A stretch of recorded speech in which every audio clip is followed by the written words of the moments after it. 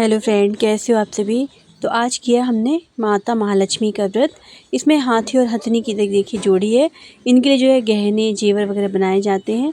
तो यह बेसन में दाल वगैरह चिपका कर मैंने गहने बनाए थे और महालक्ष्मी को चुनरी उड़ा दी थी। साथ ही एक चौक पुर कर एक पट्टा बिछाया, उस पर लाल चुनरी बिछाई। साथ ही मैंने अब खुद को भी थोड़ा सा तैयार किया था, क्योंकि महालक्ष्मी माता का व्रत है, थोड़ा सा तैयार होना अच्छे से इसमें होता है। तो देखिए महावर वगैरह लगाया था, नई बिछिया और मैंने पायल वगैरह सब पहन ली थी, नई साड़ी पहनी थी। साथ ही जो महालक्ष्मी के व्रत के लिए सबसे ज़रूरी होता है सुरहा, जो कि सब प्रसाद लगाया जाता है माता महालक्ष्मी को, और दान भी किए जाते हैं पंडित जी को। तो पंडित जी को भी बुलाया था मैंने पूजा के लिए घर पर। और इस तरह से गुड़ के जो है सुरहा बनाई थी। तो गेहूं के आटे से ही बनाए थे मैंने, यह गुड़ का पानी घोल कर उससे ही बहुत ही आसानी से बन जाते हैं फ्रेंड। और देखिए इस तरह मैंने सेके थे, उन्हें बहुत ही मीडियम मीडियम एकदम मीडियम टू लो आंच में सेक रहे रहते हैं, ताकि बहुत अच्छे सीख जाएं अंदर तक।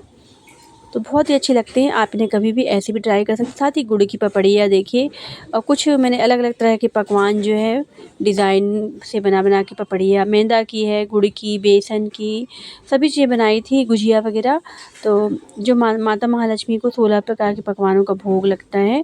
तो आप जो भी बना सकें वैसा भोग माता लक्ष्मी को बनाकर चढ़ा दीजिए।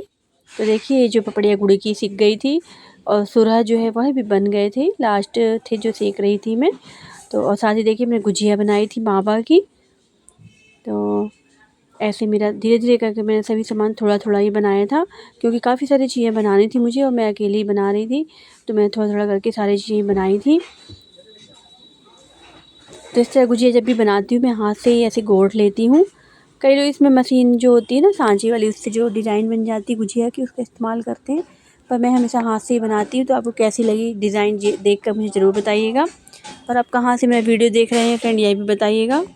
तो ये देखिए ऐसे डिज़ाइन बनाई है मैंने हाथों से, सारी गुजिया में ऐसे डिज़ाइन बनाई थी।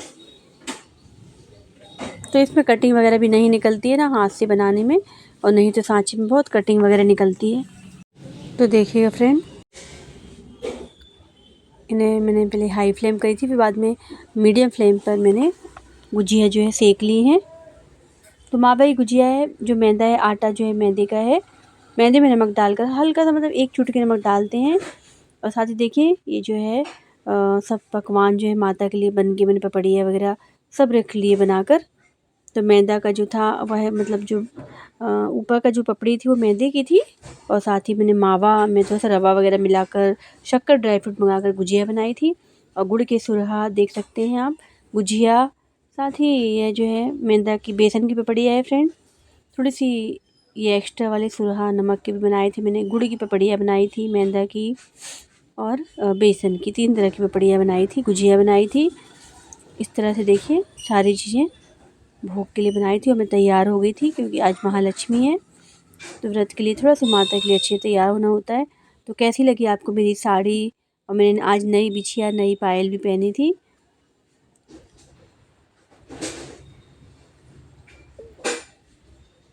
और इस तरह से मैं सिंपल तैयार हो गई थी।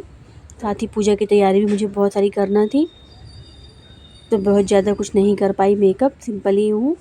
और देखिए माता जी को भी मैंने चौक पूर कर पाटा बिछाकर लाल कपड़े पर माता जी को, और हाथी और हथनी की जो जोड़ी उनका श्रृंगार कर दिया था, उन्हें भी चुन्नी उड़ाकर लाल वाली। हाथी पर माँ लक्ष्मी जी जो है सवार हैं। तो इस तरह मैंने उन्हें चुन्नी उड़ा दी थी। और मैं और भी ज़्यादा इनका श्रृंगार करती, पर जो मैंने ये जो बनाए हैं इनके जेवर वह दिखते ही नहीं बिल्कुल, इसलिए मैंने एक चुन्नी उड़ाई थी, ताकि सब कुछ दिखे जो मैंने इन्हें सजाया था। और एक तस्वीर रख दी थी माता महालक्ष्मी की। इससे सारी जो है तैयारी हो गई थी। और खाने में मैंने आज बनाया था, खीर भी बनाई थी, पूड़ी बनाई थी, सब्ज़ी बनाई थी। सब्ज़ी मैंने आलू की बनाई थी हम लोगों के व्रत वाली, और साथ ही सबके लिए मैंने चने छोले की सब्ज़ी बनाई थी, 2 तरह की। तो ऐसे व्रत के दिन काफ़ी ज़्यादा ही काम हो जाता है। और देखिए 16 दिए की आरती होती है। ये सारे जो है मैंने बनाए हैं भोग के लिए, पकवान वो रखे हुए हैं।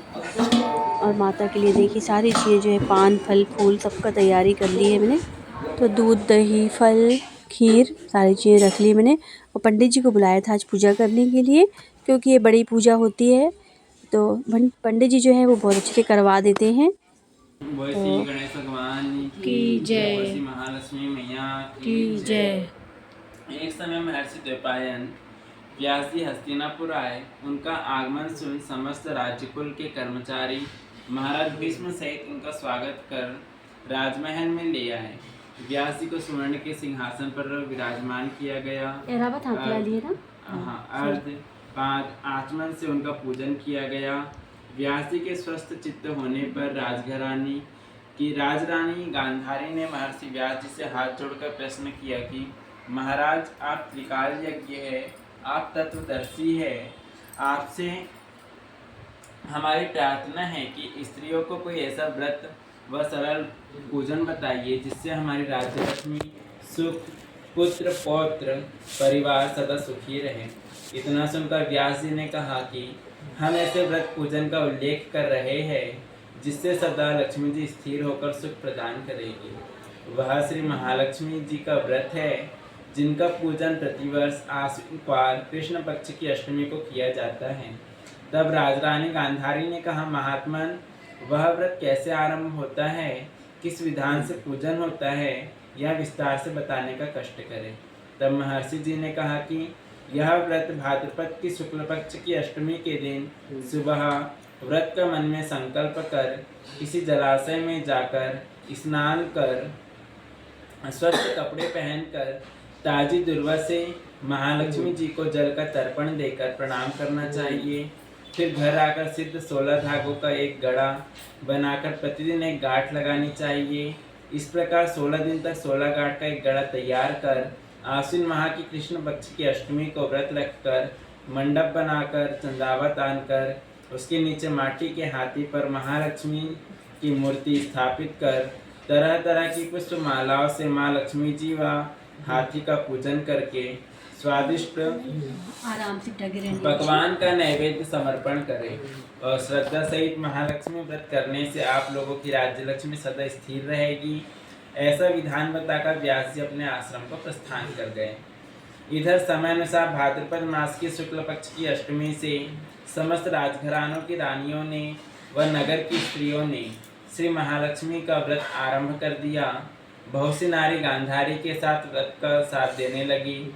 कुछ नारी माता कुंती के साथ भी व्रत का आरंभ करने लगी, पर गांधारी जी द्वारा कुछ द्वेषभाव होने लगा। ऐसा होते होते 15 दिन व्रत का समाप्त हुआ। जब 16वां दिन आश्विन कृष्ण पक्ष की अष्टमी का आया, उस दिन प्रातः काल से नर नारियों ने उत्सव मनाना आरंभ कर दिया और समस्त नर नारी राजमहल में गांधारी जी के यहाँ उपस्थित हो तरह तरह से महालक्ष्मी जी के मंडप और माटी के हाथी बनाने और सजाने की बड़ी तैयारी करने लगे। गांधारी जी ने नगर की सभी प्रतिष्ठित नारियों को बुलाने को सेवक भेजे, पर माता कुंती को नहीं बुलाया गया। सूचना भी नहीं भेजी गई। उत्सव वाग की धुन गुंजारने लगी, जिससे सारे हस्तिनापुर में खुशी की लहर दौड़ गई। माता कुंती ने इसे अपना अपमान समझकर बड़ा रंज मनाया और व्रत की कोई भी तैयारी नहीं की। इतने में महाराज युधिष्ठिर, अर्जुन, भीमसेन, नकुल, सहदेव सहित 5 पांडव उपस्थित हो गए। तब अपनी माता को गंभीर देख अर्जुन ने प्रार्थना की, माता, आप इतने दुखी क्यों हो? तब माता कुंती ने कहा, बेटा, जाति अपमान से बढ़कर कोई दुख नहीं है। आज नगर में श्री महालक्ष्मी व्रत उत्सव में रानी गांधारी